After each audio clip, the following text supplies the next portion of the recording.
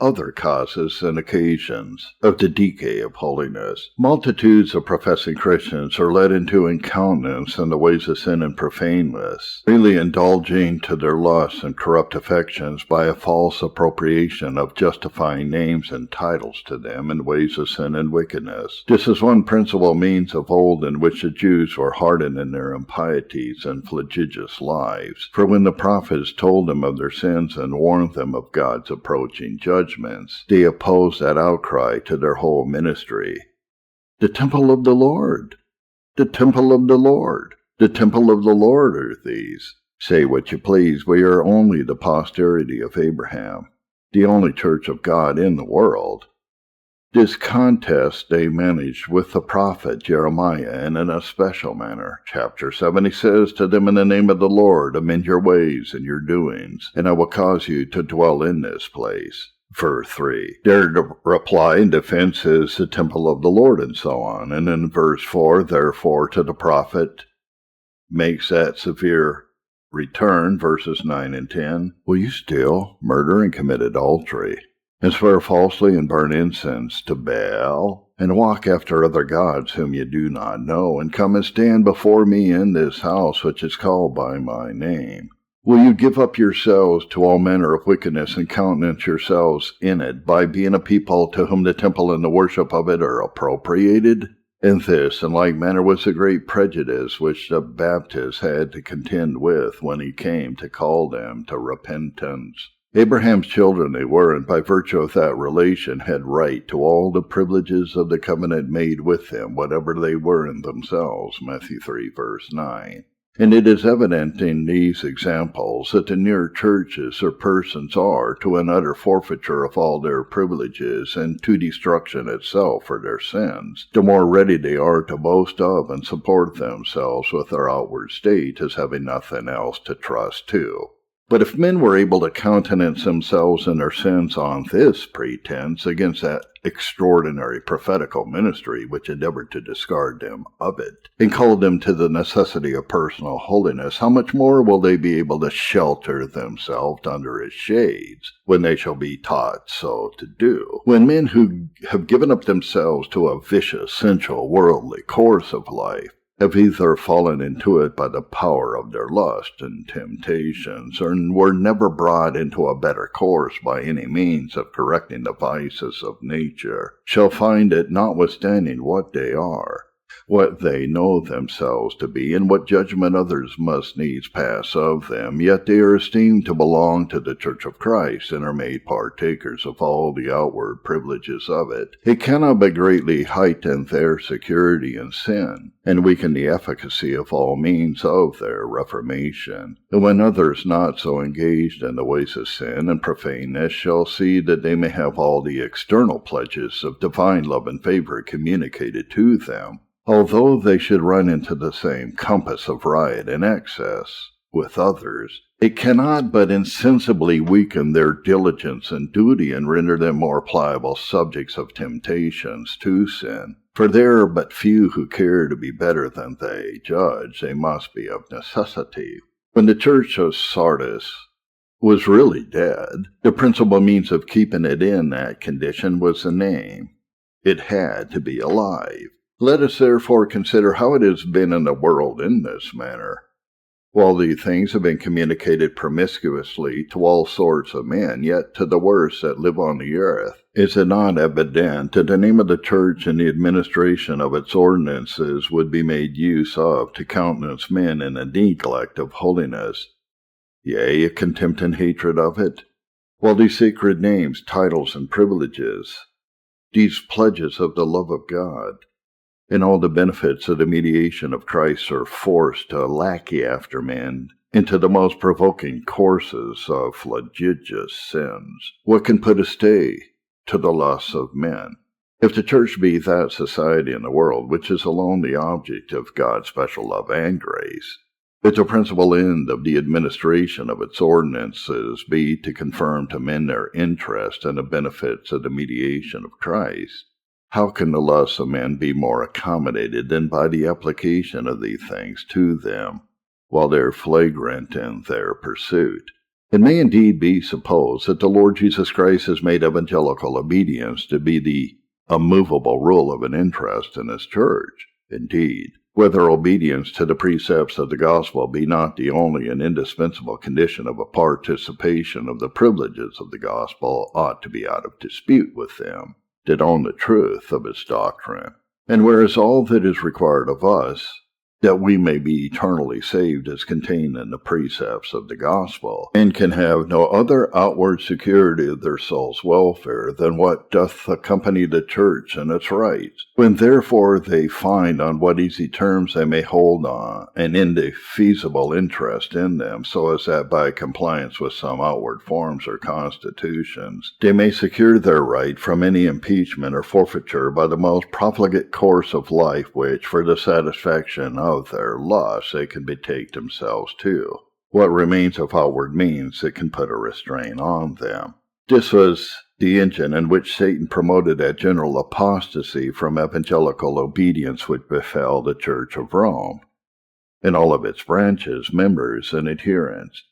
For after that innumerable multitudes were brought to the profession of Christianity, not through a conviction and experience of its truth, power, holiness, and necessity, to the present peace and eternal welfare of the souls of men, but in compliance with the rulers of the nations and their own secular interests, being once safely lodged on most easy and gentle terms in the church, they were quickly secured from all apprehensions of the necessity of that holiness which the gospel requires, for being assured that, although their lives were worse than those of the heathen, were they never so lewd, filthy, and wicked, did all manner of sins that may be named, or ought not to be named, abound among them, yet that they and they alone were the church of Christ,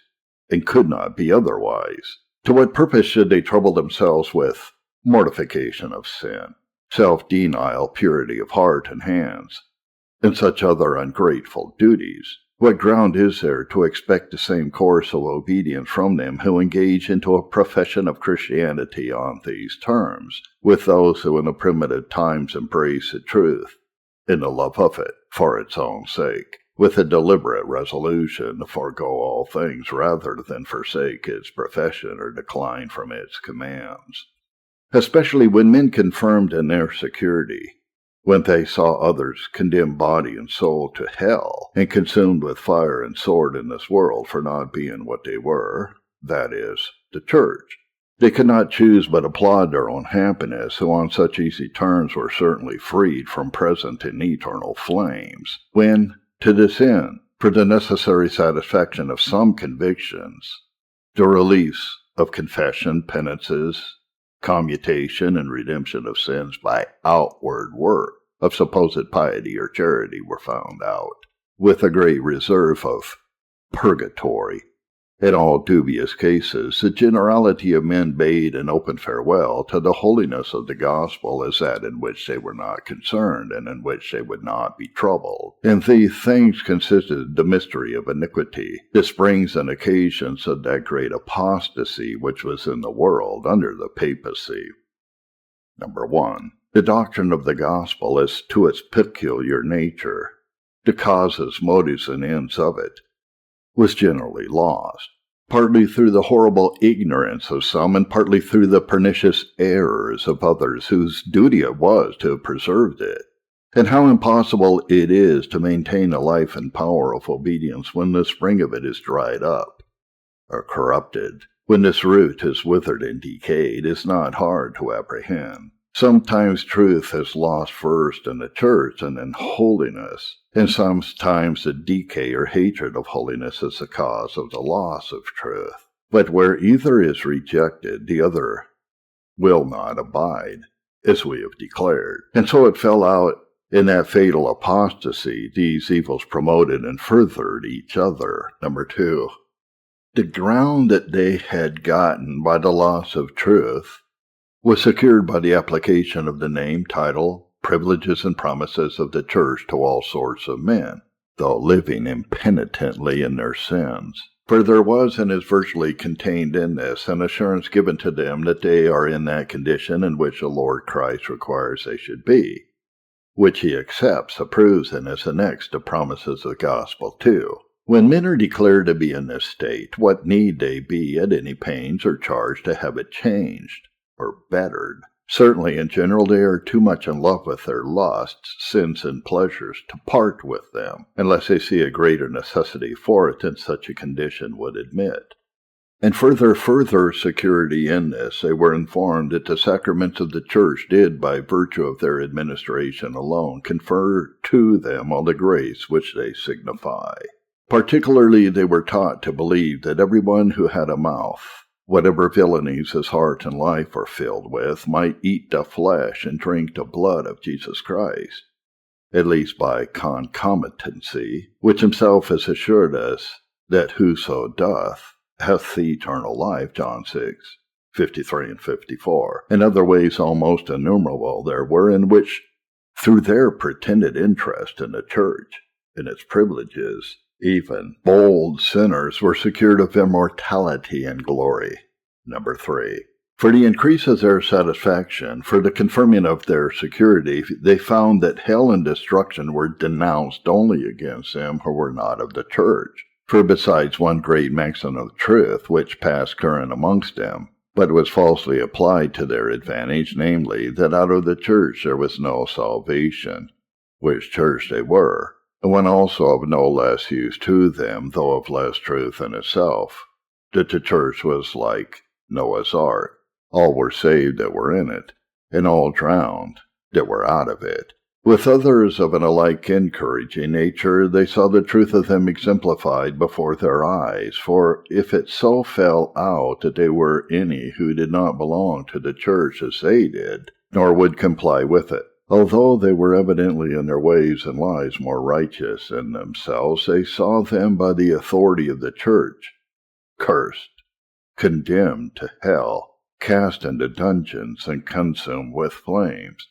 And in this they could not but be fully satisfied that there was no fear of danger and trouble in this world or another, but only in not being of the Church, which sin they were resolved not to be guilty of, seeing they could avoid it on so easy terms.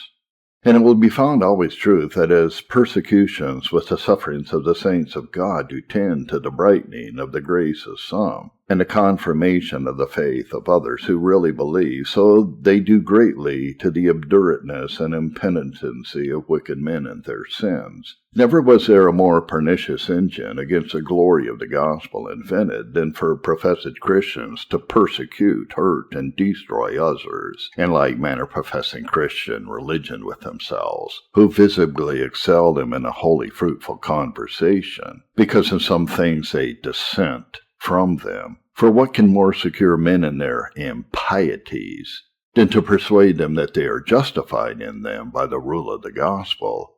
above those who in all duties of morality do really excel them? Certainly forswears and drunkards, profane persons, and unclean, to persecute such for religion as are visibly pious, sober, temperate, given a prayer and good works, is no useful representation of Christianity. But number 4, these privileges and these attestations were not absolutely and always such armor of proof to sinners, but that some arrows of conviction would ever and anon pierce into their minds and consciences, giving them no small disquietment and trouble.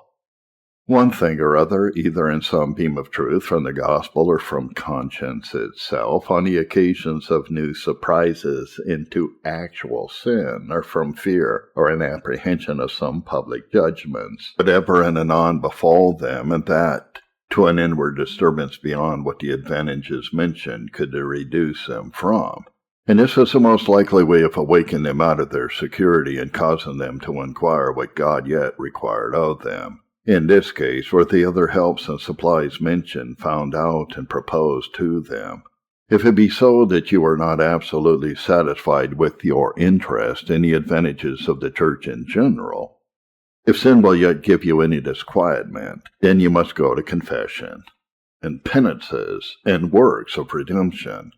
with the like approved medicines and remedies for troubled minds. But if the conscience of any so stubborn or inflexible after all these mollifying and supplying medicines that the wound will not be skinned over, all that that is yet lacking shall be well issued and secured in purgatory, in which it is most certain that never any soul miscarried. By these and the like means, the generality of mankind were brought into an utter unconcern with gospel holiness. They neither understood it, nor found any need of it, or did they like what by any means they might hear of it, until at length a blind devotion, deformed with various superstitions, obtained a reputation of it. The world in the meantime being drenched in ignorance, profaneness, and all manner of wicked conversation. So under the name of the church and its privileges were Christ and the gospel almost utterly lost amongst men. It will not be otherwise where the same principles are entertained according to the degrees of their prevalency,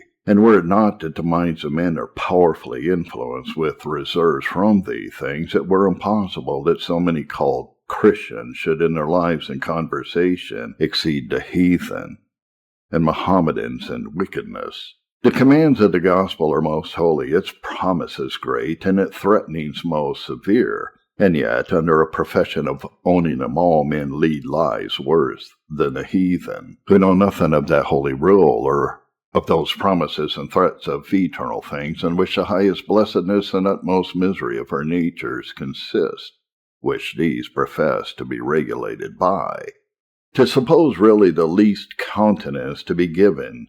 to this end by anything that belongs to the gospel is to exercise against it the highest despite imaginable. This event, therefore, must and does principally follow on the undue application of the outward tokens of God's favor and pledges of eternal blessedness to them in their sins, by those to whom the administration of them is supposed to be committed by Jesus Christ. And let none expect a return of a conversation becoming the gospel among Christians until things are so ordered in the church as that none may flatter themselves with the supposed interest in the promises and privileges of the gospel, who do not live in a visible subjection to and compliance with all of the precepts of it. But while all these things are huddled together promiscuously, and there is no more required to make a Christian than for him to be born in such a place or nation, and not to oppose the customs and usages in religion which are there established, we must be content to bear the evils of that defection which the world groans under. Roman numeral 3. Great examples of persons exalted in places of eminency, given up themselves to boldness in the course of sinning, which have fallen out in all the latter ages of the church, have had a signal influence into the increase and furtherance of this apostasy. Especially they have had so where the persons given such examples have been such as pretended to the conduct of religion. See Jeremiah 23, verse 15. It cannot with any modesty be denied, but that the flagitious, scandalous lives of many popes and other great prelates of the court of Rome have hurried many into the very depths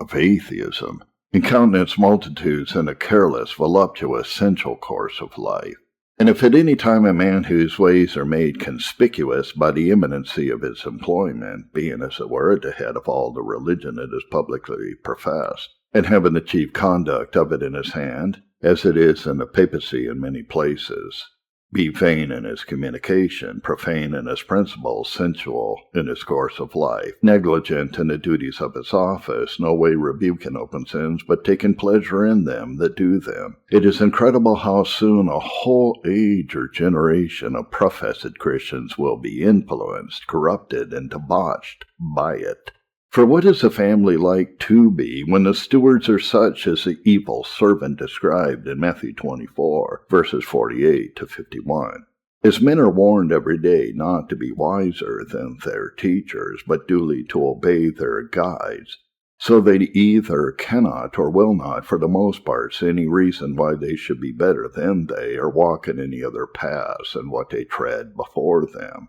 When the sons of Eli, the sons and successors of the high priest, actually exercising the priest's office in their own persons, gave the people an open example of profaneness and lewdness of life, the body of the nation was quickly so far corrupted as that the judgments of God and the first captivity of the land ensued thereon. The world at present is so precipitate and headstrong in the course of sin that the best examples are not able in any measure to stem the torrents of it. But if in any place, at any time, encouragements are given to men by any eminent examples in sinning, helping to remove the remaining curbs of fear, shame, and reputation, impudence in sinning will rise to an exorbitant and uncontrollable outrage. By this, then, has a defection from holiness complained of been greatly promoted in all ages, for few or none of them that have lacked plenty of these examples.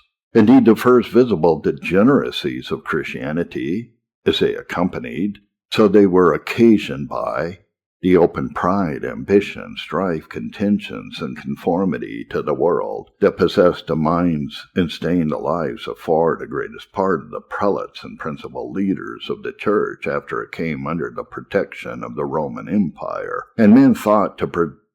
an interest in the good things of religion, or at least a representation of them, by giving power, wealth, and honor to persons no way better than themselves, who had got the name and title of the clergy or guides of the church. For about these things they contended endlessly, to the shame of the Christian religion, and the utter loss in the most of the true real power and virtue of it. And in following ages, as things grow worse and worse, the lewd and wicked lives of the popes, prelates, and others, signalized to the world by their power and dignity, did,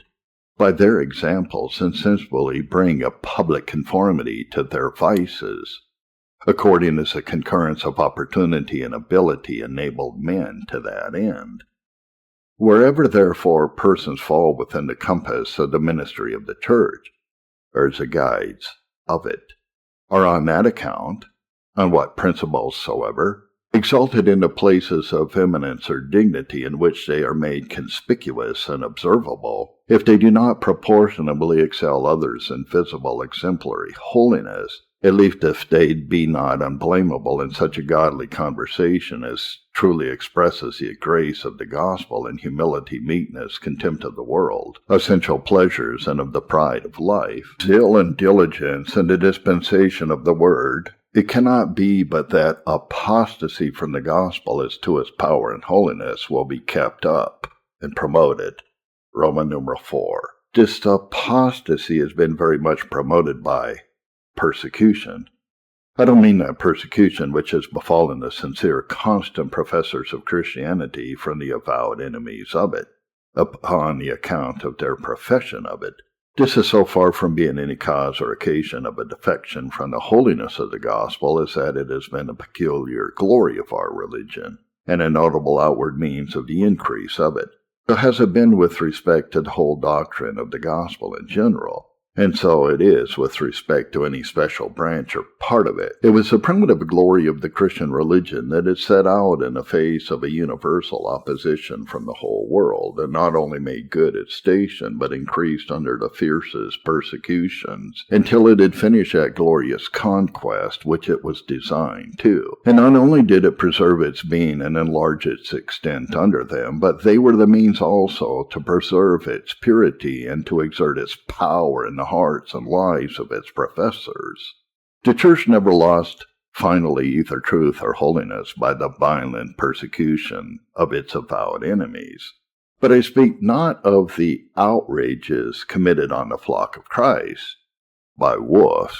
in their own skins, but by such as have got on sheep's clothing, for these things in whomsoever they are proceed from the uncured, wolfish nature in persons on whom the gospel has not obtained its promised efficacy.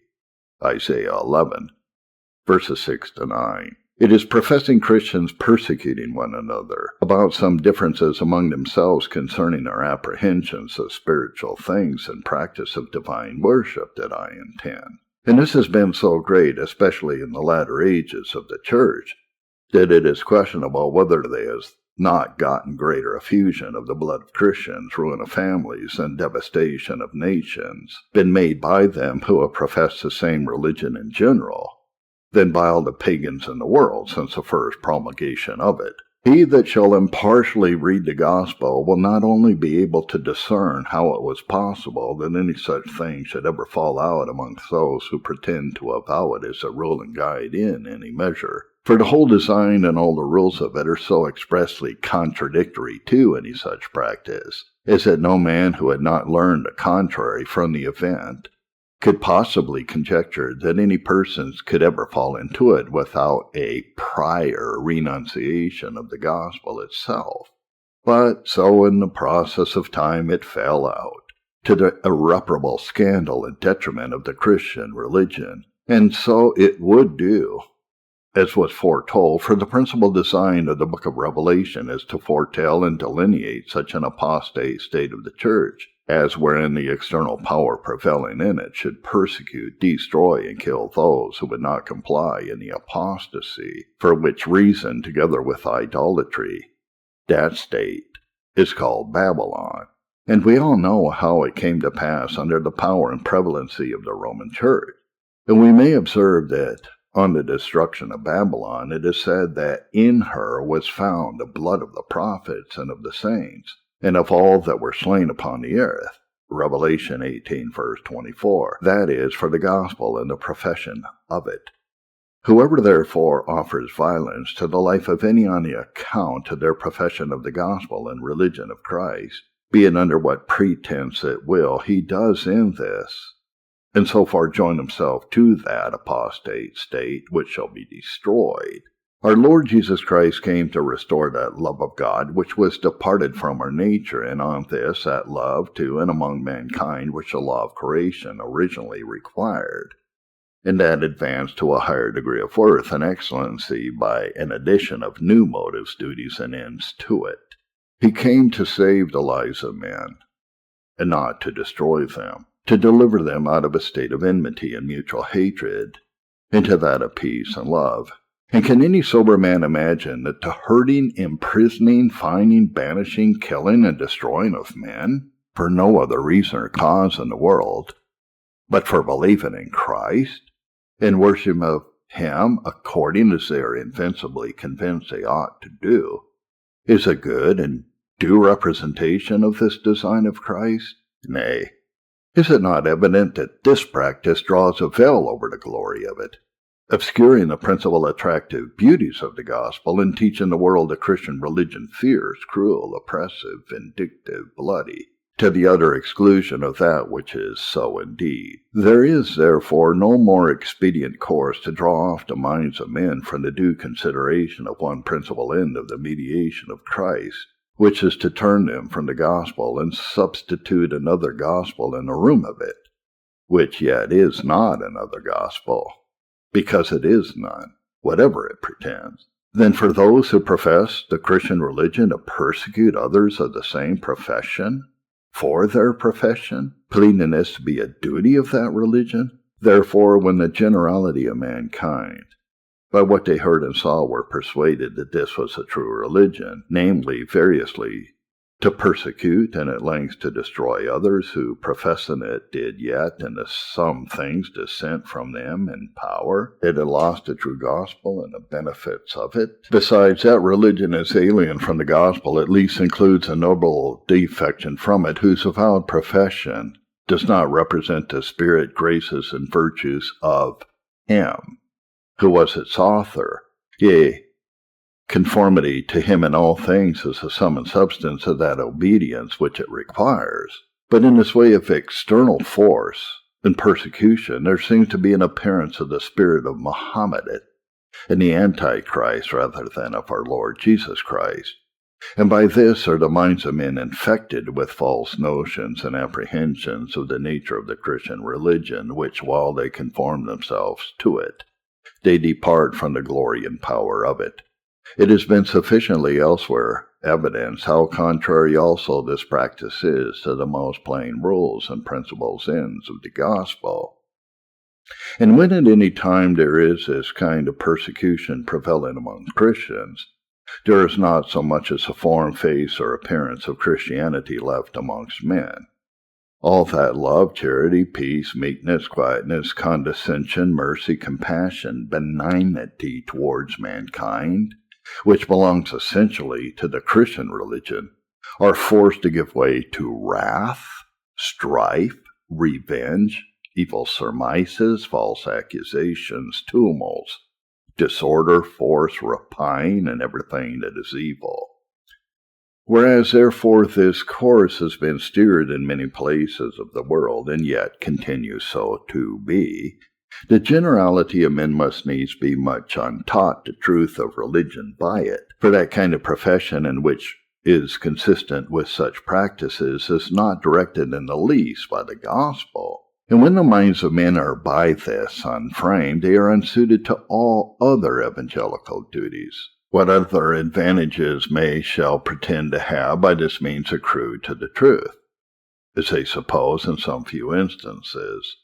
Yet as none can be so immodest as to deny but that it has been 1,000 times more subservient to the interests of error, so no pretended advantage of truth can countervail that corruption of Christian morality which has been introduced and countenanced by it. John Owen.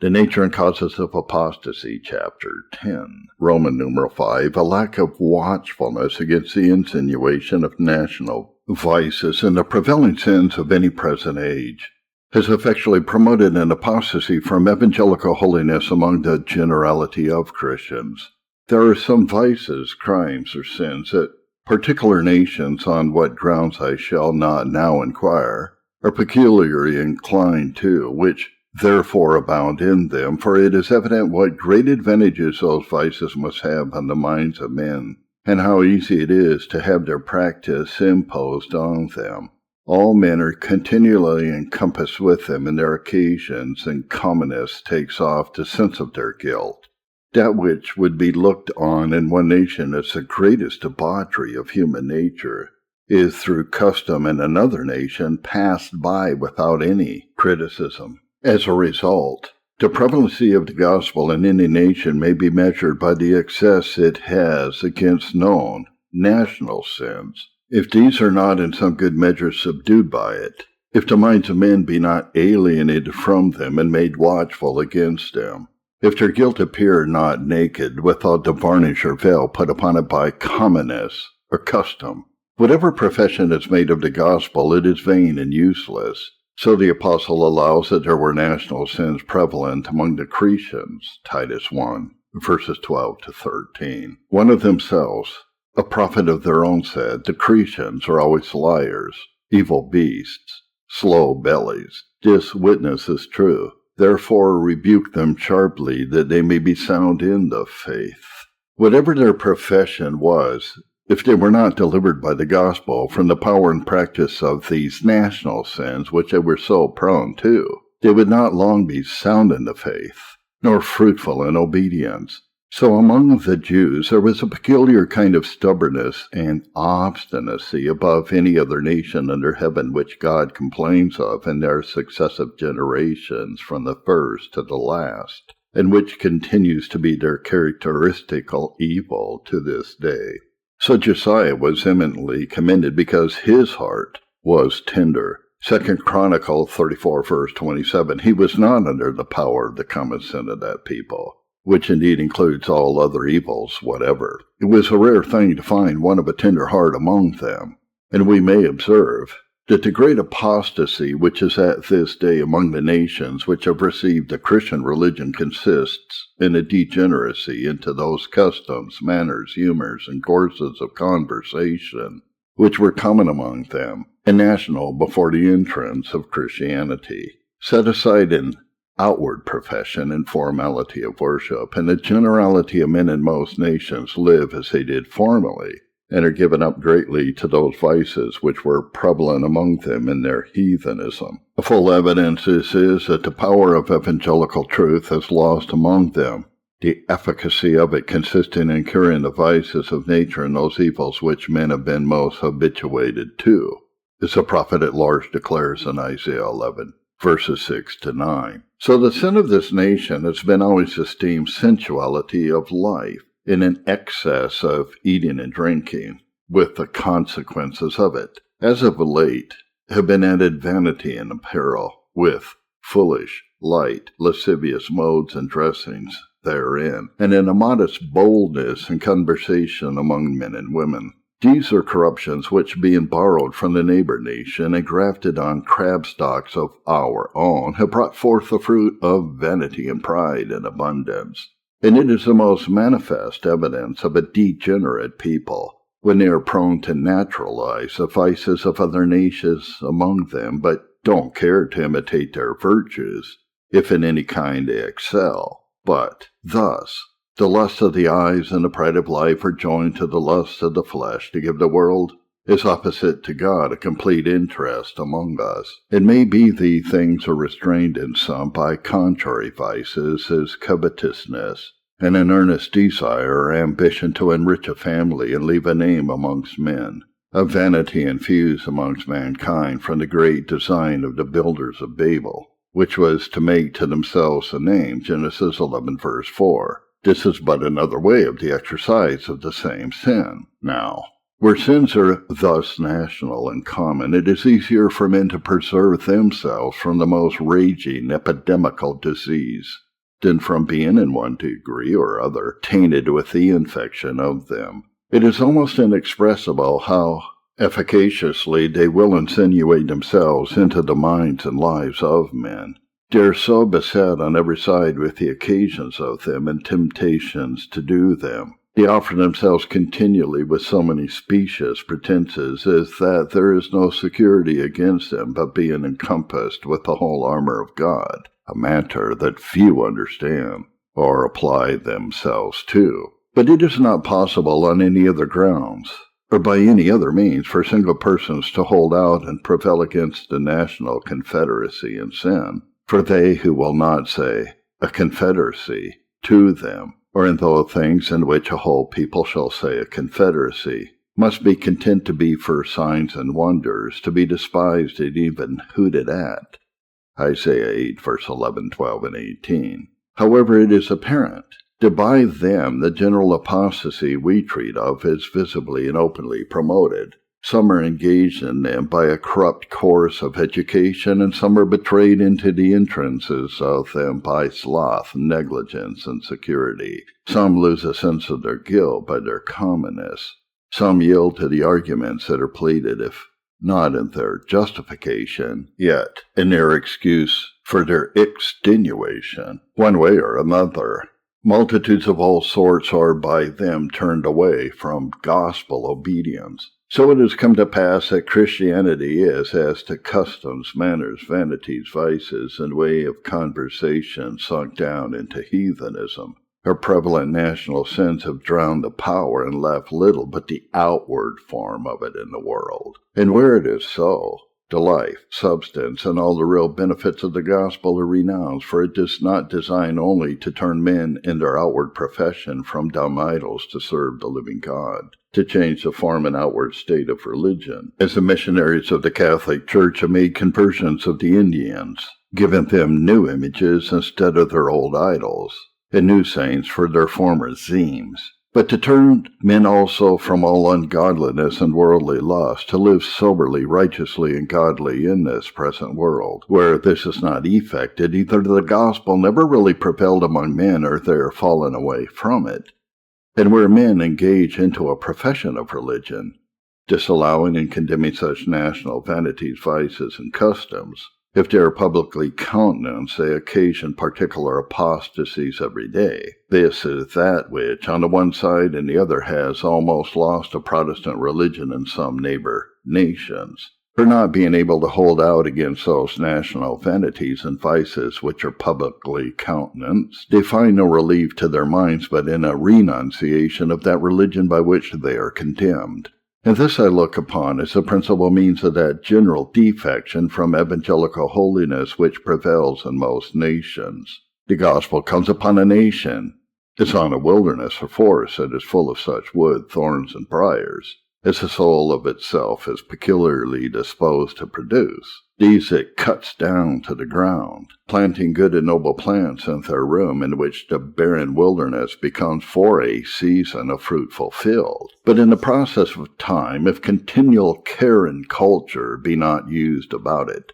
The earth pours out of its own accord the weeds and briars which are natural to it. These, springing up abundantly, choke the other plants and useful herbs, in which the fruitful field is turned again into a wilderness. There needs no more to this apostasy, but that national vices, for a time suppressed by the power of the word, should overgrow the generality of any people, in which the graces of the gospel will be certainly stifled and choked. Roman numeral 6. Mistakes about the beauty and glory of the Christian religion have been no small cause of apostasy from its power and holiness. That it should have a glory,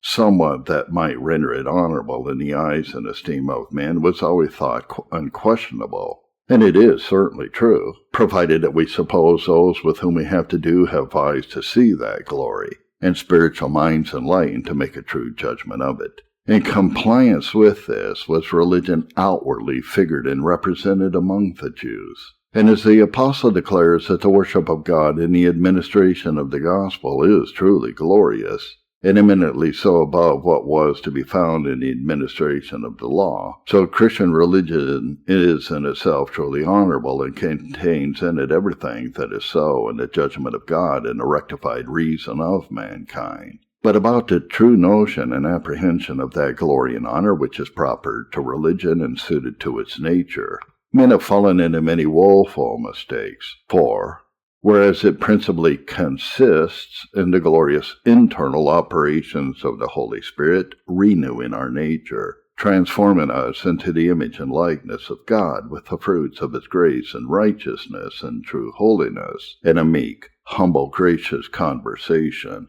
and the performance of all duties according to the rule, few are able to discern beauty or glory or honor in these things. But yet, where there is not an eye to discern them, the gospel must of necessity be despised and abandoned, and something else substituted in the room of it. This, therefore, also proved a great furtherance of the general apostasy, and continues an efficacious means of keeping multitudes under the power of it to this day. 4. First, through the loss of spiritual light and neglect of the grace of God, things were come to that pass in the world that those who had the conduct of religion saw no real glory themselves in the things in which all the glory of the religion taught and appointed in the gospel consists. And there are but few that do so at this day. Therefore the profession that is made of them by any is generally looked on as hypocrisy, mixed with a certain kind of superstition, and it is accordingly despised. Yea, nothing is more contemptible in the world than the possession and profession of those which are truly, if not only noble.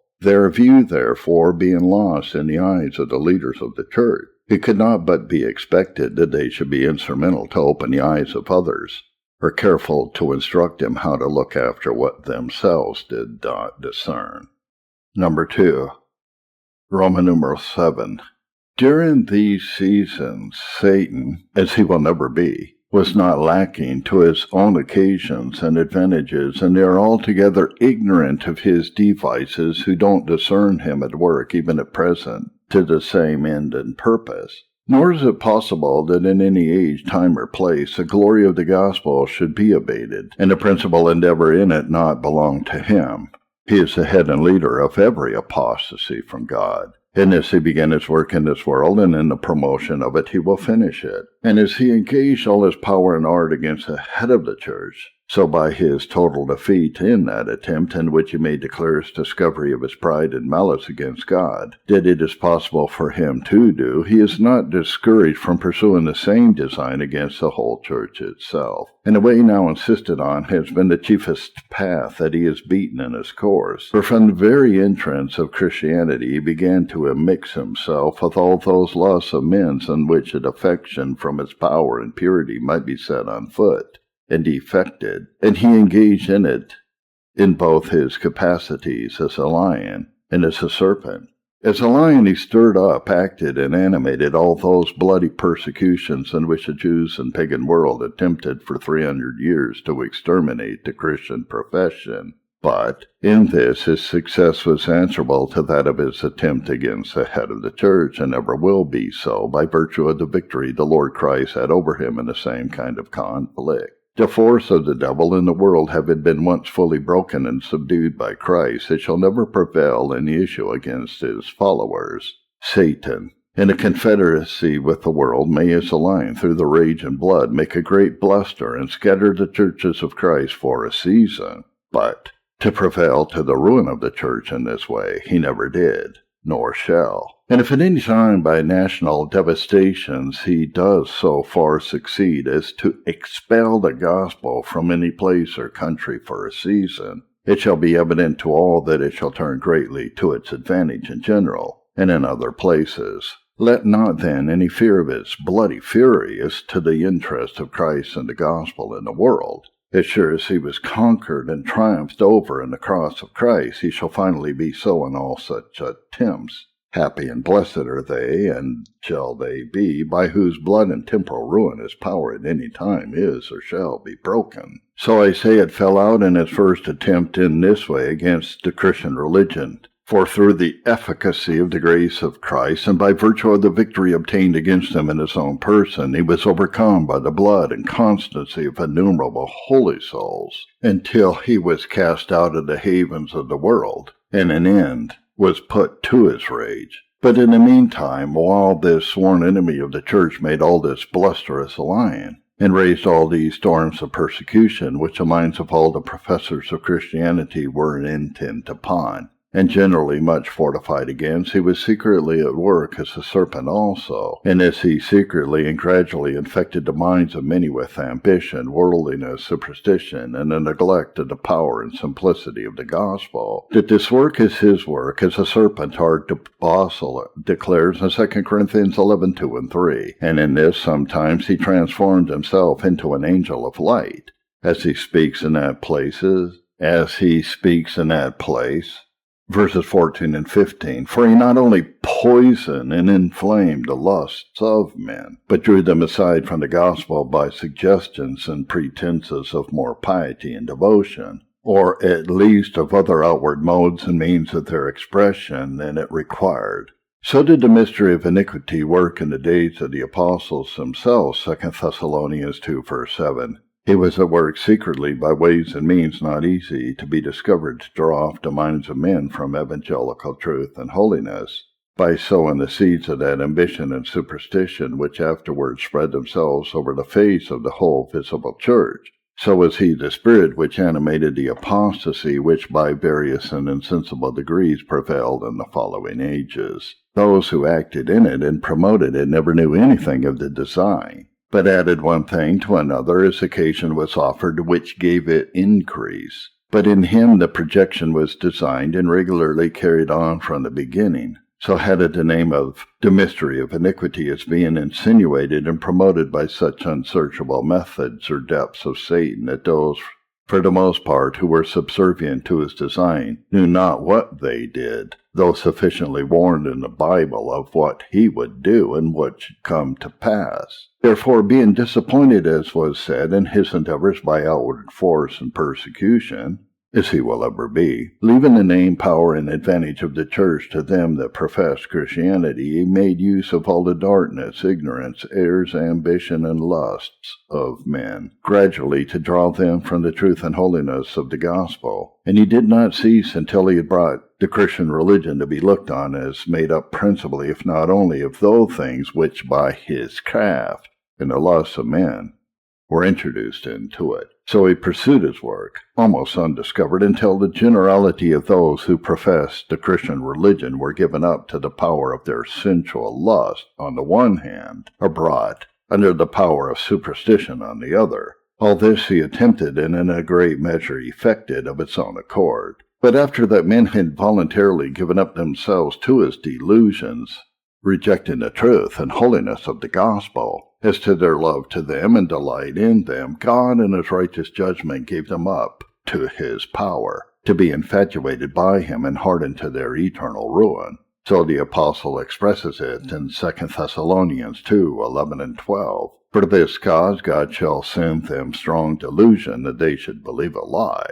that they all might be damned who believed not the truth, but had pleasure in unrighteousness, Thus the apostasy completed under the papacy and by the same artifices is Satan still at work among us to the same ends and purposes. Roman numeral 8. Moreover, among the occasions of the present decay of holiness and the power of Christianity in the world, we may reckon the scandal that has been given by, or is justly taken at those who have professed the most strict obedience to the rules of the gospel. There is nothing difficult in this, but only to choose out the most pregnant examples and the multitudes which offer themselves to evidence this occasion. Nor do I intend such offenses as some men will enviously seek after and sometimes causelessly create, but such as are really given and offer themselves to the consideration of all sorts of men. Of these I shall mention only two, which are the most obvious and extensive. Is number 1. People are offended at the divisions that have been among them and continue to be so with the management of them in an evil, contentious frame of spirit. The Lord Jesus Christ has declared and appointed that the mutual love of his disciples should be the great testimony of the truth of his doctrine and the sincerity of their obedience. He has also commanded them to be one in heart, mind, and affection, praying for them also, that so they might be. His commands and directions to this purpose are known to all who know the gospel, and so do not need here to be repeated or insisted on. The blessed effects and fruits of them were eminent for a season among the professors of the gospel, and their mutual love was a convincing argument of the truth, efficacy, and holiness of the doctrine which they profess. For where there is oneness and love, thereon there is peace, order, usefulness to mankind, and every good work, in which the lack of these things is attended with strife, envy, confusion, disorder, and every evil work whatever. Some divisions indeed happened among the primitive Christians, but were quickly healed by the spirit of apostolic authority and that love which was yet prevalent among them. But afterward all things grew worse, and the first visible degeneracy of Christianity consisted in the strifes, divisions, and contentions of its professors, especially of their spiritual leaders. And these, in no long process of time, proceeded to that excess, and were acted with such an evil spirit of pride, ambition, envy, and malice, that the very heathen made themselves sport with their contentions, and observed that there were no sort of men in the world so ready for them and implacable in them as the Christians of those days were. But when once one party or other of them got into power, and snatching that sort of force and violence out of the hands of pagans which had been imbrued in the blood of the holy martyrs, they began in the pursuit of their divisions to persecute one or another, which way carnal men have tasted the sweetness and advantage of,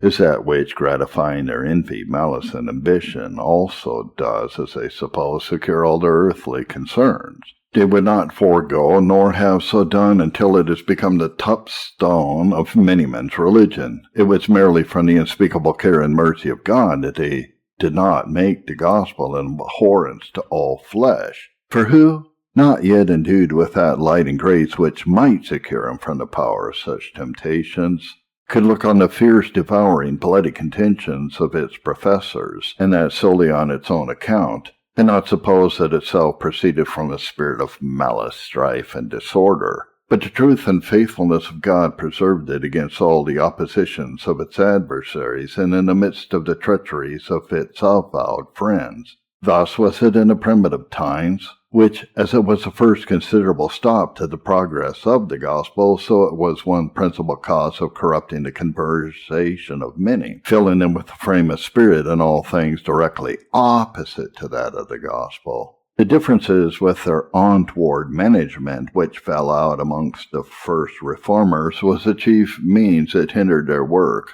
from a universal success. Is it much otherwise among the strictest sorts of professors at this day? Do not some aim to do nothing more than multiply and increase divisions, and to delight in nothing more than to live in dispute in the flames of them? There is not the least different apprehension of men's minds about anything in religion, but such persons suppose it is a sufficient ground to quarrel and contend about it forever. By such ways and means scandals are given to the world in its proneness to apostasy, and seeking occasions for it or countenance to it, which is its present posture, for these things are not done in a corner. Men who know nothing of the inward power and virtue of that religion which is in such professors as it is hoped, seeing and observing those other distempers among them, are really alienated from all the good they profess. And not only so, but do from this justify and approve themselves in their immorality and profaneness, as those which allow them a better condition than such wranglers can afford them. By this means his religion lost much of that awful authority in the world, in which it oftentimes puts a restraint on the minds and consciences of men who were never acted by its power.